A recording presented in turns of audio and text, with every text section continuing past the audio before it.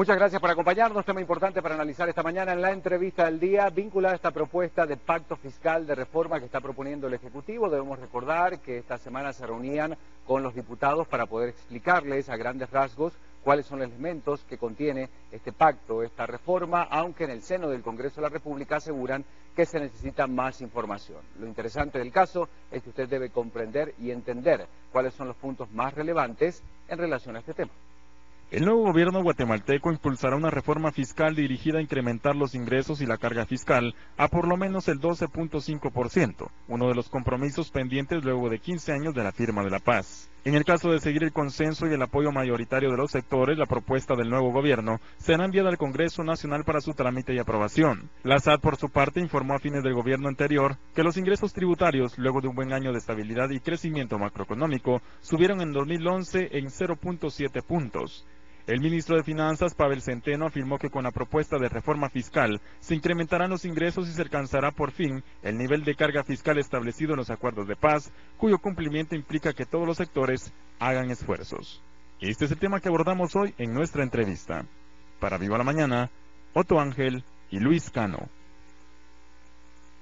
Nos acompaña esta mañana para poder abordar este tema Hugo Noé Pino, él es director ejecutivo del Instituto Centroamericano de Estudios Fiscales, ICEFI, y es importante conocer, por supuesto, la postura, la lectura que ellos hacen de este tema, que era absolutamente necesario para la realidad del país, lo había dicho el expresidente Colón, fue uno de los primeros temas impulsados por la nueva administración Pérez Molina, y es así la realidad, es necesaria la reforma. Definitivamente, Ricardo, Guatemala tiene una de las cargas tributarias más bajas en América Latina. El año pasado terminamos 11.2% del Producto Interno Bruto. Las necesidades de salud, de infraestructura, de educación requieren una actualización de la recaudación tributaria, una mayor transparencia en el gasto y una mayor eficiencia en el mismo. Para señalarle algo, en Centroamérica el promedio de la carga tributaria es alrededor del 15%, mientras que en América Latina es del 25%. Entonces, por lo tanto, es muy necesaria desde todos los puntos de vista la reforma fiscal. Hay propuestas concretas que ya se están haciendo de porcentajes, de impuestos nuevos, de impuestos que se quitarían. ¿Qué piensan a grandes rasgos? Y podríamos puntualizar aquellos aspectos más destacados en los que la población, por supuesto, debería tener especial interés a la hora de conocer el tema. El Instituto Centroamericano de Estudios Fiscales ve con mucha satisfacción la propuesta que ha sido planteada por el nuevo gobierno por varias razones. Uno, porque en primer lugar toma en cuenta la parte que tiene que ver con el impuesto sobre la renta, que ha sido algo que es necesario actualizar.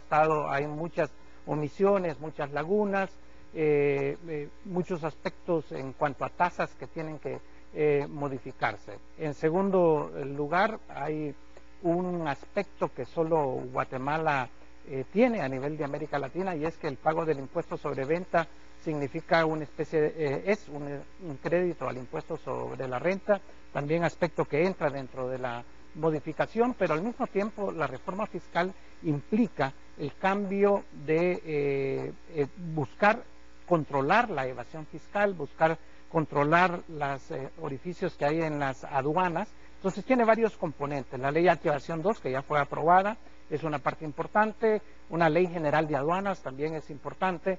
Y creemos que es una muy buena propuesta ahora que está siendo conocida más en detalle y que va a entrar al Congreso, pues va a haber oportunidad de discutir estos aspectos. Bueno, el tema del IVA, por ejemplo, a las casas usadas, a la compraventa de casas usadas, dice que podría reactivar el mercado inmobiliario en el país a este nivel, y muchos otros aspectos, ¿verdad? El que ha generado un poquito de complicaciones es la matrícula de circulación, ¿no? Yo creo que sí, la matrícula de circulación, pero yo quisiera aprovechar la oportunidad para aclarar algo que tiene que ver con el impuesto de la primera matrícula.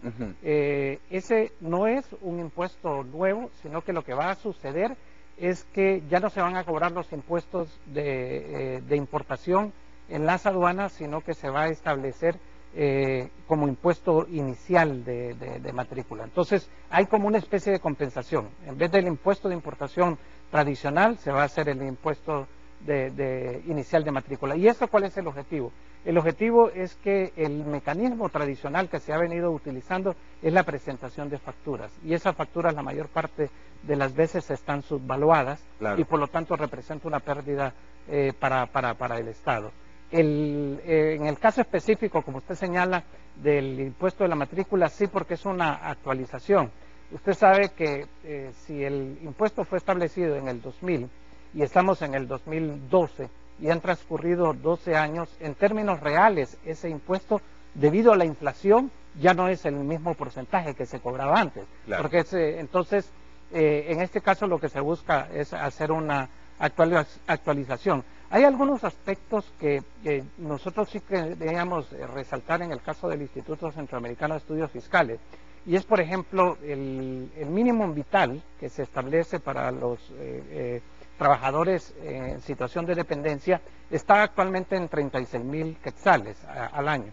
Esto va a pasar, de acuerdo al proyecto de ley, a 48,000, y creemos que es importante subirlo un poco. Algunos diputados lo han manifestado, a 60,000 estarían realmente de acuerdo. Y el otro aspecto es el impuesto que se está estableciendo para los dividendos, que aparece alrededor del 3% que aparecía en la ley de timbres fiscales, ahora estaría siendo elevado al 5%. Si se busca homogeneizar las prácticas en Centroamérica, se podría considerar, digamos, un 10%, porque el resto de países tiene aproximadamente ese porcentaje. ¿Cuáles son los puntos más débiles que ustedes observan como ICEFI dentro de esta propuesta general, que ya ha sido explicada a grandes rasgos por los representantes del Ministerio ante los diputados? Ellos aseguran que todavía hace falta una revisión mucha más exhaustiva, hay muchas dudas, hay algunas objeciones, pero ustedes como ICEFI, ¿cuáles creen que son los puntos débiles y las fortalezas que tiene esta propuesta del pacto?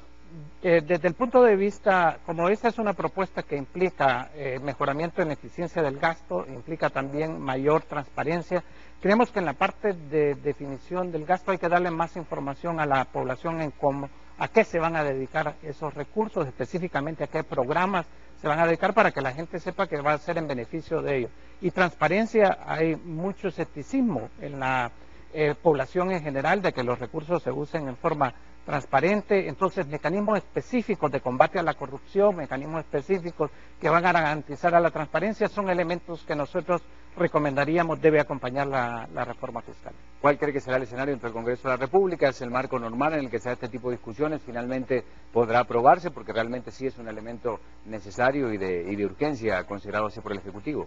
Así es, sin lugar a dudas que va a haber discusiones. Ese es algo muy saludable desde un punto de vista de una democracia, es una propuesta del Ejecutivo. Lo que sería importante evitar es distorsionar la propuesta. Esta propuesta tiene el aval del grupo promotor del pacto fiscal, que fue quien inicialmente lo propuso en el 2008.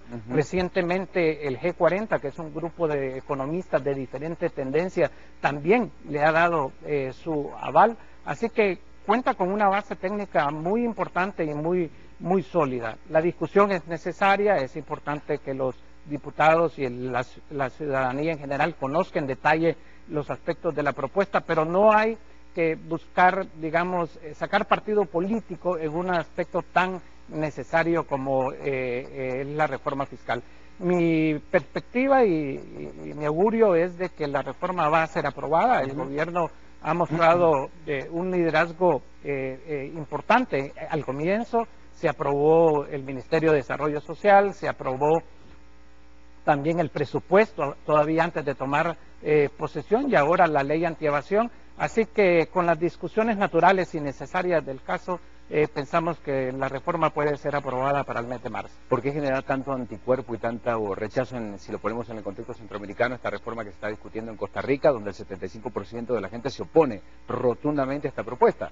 Digo, estamos hablando de reformas fiscales con las diferencias, pero en definitiva estamos hablando de países centroamericanos. Sí, sin lugar a dudas. En todos los países de Centroamérica nosotros nos toca evaluar los diferentes aspectos que se hacen. A nadie le gustan los aspectos de carácter tributario, bien sea que haya nuevas tasas, etcétera. Pero ahí yo quisiera destacar algo que también la reforma en Guatemala tiene y que es importante, y es que tiene un marco de equidad que es muy importante considerarlo. En este caso, por eso hablamos de aumentar el mínimo vital a 60,000 quetzales, de tal forma de que las nuevas tasas que se están aumentando en el régimen optativo del 5 al 7% del impuesto sobre la renta realmente no afecten a la mayor parte de los asalariados en Guatemala. Y en este caso, un promedio de 5.000 quetzales al mes es lo que gana la mayor parte de los guatemaltecos. Muchísimas gracias por acompañarnos. Serán convocados nuevamente, en este caso el director ejecutivo del ICEFI y todo el personal, por supuesto, que entiende perfectamente bien sobre este tema. Gracias por sus apreciaciones esta mañana. Ha sido muy amable. A la orden. Y nosotros continuamos con más, porque la pregunta del día hoy nos lanzaba la siguiente propuesta para que usted, a través de las redes sociales, pudiera participar y expresar su pensamiento. La ponemos rápidamente en pantalla y esto dice, porque tiene que ver básicamente con esta propuesta. Por favor, la pregunta que hacíamos a través de redes sociales para poder entonces irnos rápidamente a Verónica, que tiene algo interesante para comentarnos. Ahí está. ¿Qué piensa usted sobre el nuevo paquete fiscal? Y tenemos desde luego respuestas a esta pregunta en nuestra página de Facebook. Usted bien lo sabe, todos los días está a su disposición para que opine sobre estos temas interesantes y que desde luego involucran a toda la población. Esta era la pregunta. ¿Cree usted que se logrará la aprobación del nuevo paquete fiscal? Opine. Mario Alexander nos dice, sí se aprobará, como se ha aprobado 4 leyes fundamentales en este periodo legislativo.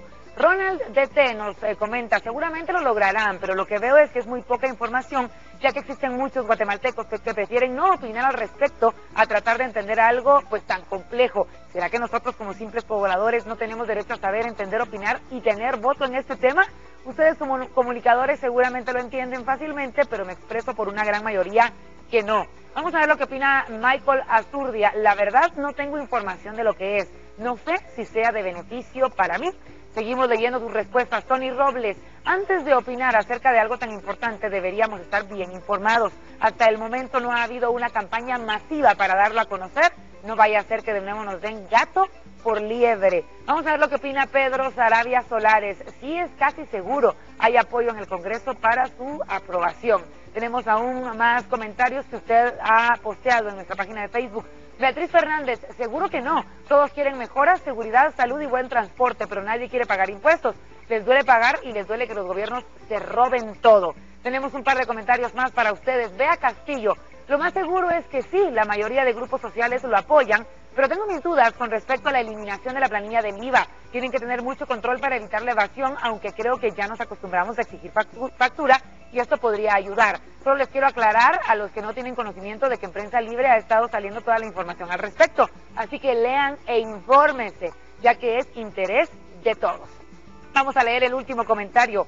Ana Echeverría Rosales, el gobierno actual dijo que iba a informar, mejor dicho, de todas las decisiones que tomarían en beneficio del pueblo, pero para la mayoría de nosotros es desconocido el tema. No es posible que lo primero que se hable es economía y más paquetes, cuando lo que queremos es tener un respiro mínimo en la canasta básica. Es cierto que el ISR ya no lo van a devolver, esa es una pregunta que ella nos hacía, eso es de mucha ayuda para las familias. ¿Por qué mejor no se bajan los sueldos los del Congreso? Que eso sí es dinero tirado y mal usado.